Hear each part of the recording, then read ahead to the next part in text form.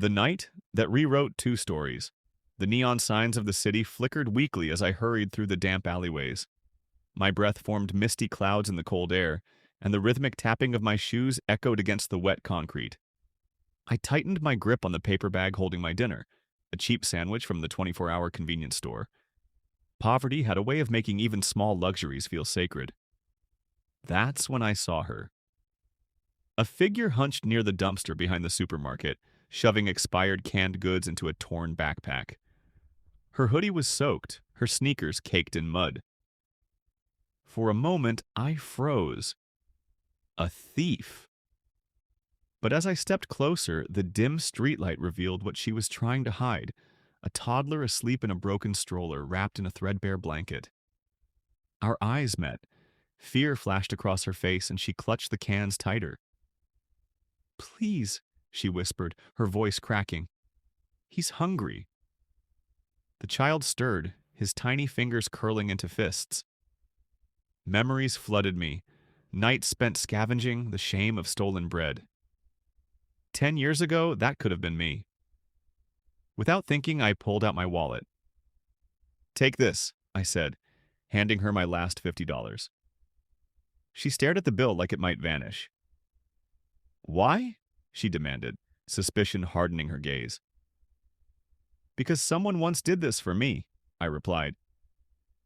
Silence hung between us, broken only by the distant wail of a police siren.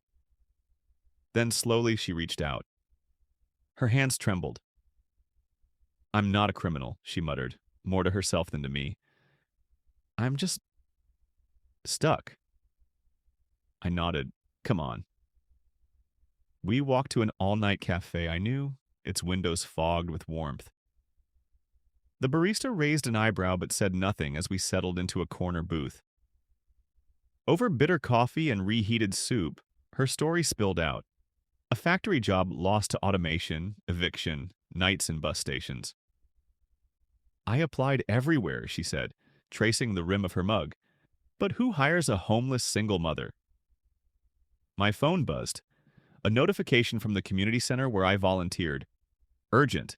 Shelter beds available tonight due to storm." I showed her the message. "They'll give you food, a safe bed, help with job training." She flinched. "Charity places kick you out at dawn, make you pray for a cot." "Not this one," I insisted. "I work there. We don't just give handouts, we rebuild lives."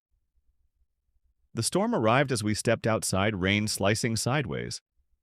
She hesitated at the shelter's door, the toddler now awake and whimpering. "What if," she began, voice barely audible over the downpour. "What if it's different?" I finished. "Isn't that worth a try?" That night, I watched her sign the intake forms, watched her hands steady as she wrote Maria Vaik in the blank space labeled name. Watched the toddler giggle when a volunteer gave him a stuffed bear missing one eye. 3 months later, Maria stood behind the shelter's front desk, answering phones in crisp blouse. The toddler, now chubby-cheeked, played in the daycare room while she studied for her GED. "You were right," she told me during her break. "Turns out I'm good with numbers." But the real moment that stuck? The day she handed me $50. "For the next person who's stuck," she said. No tears, no speeches, just a quiet promise to keep the chain unbroken.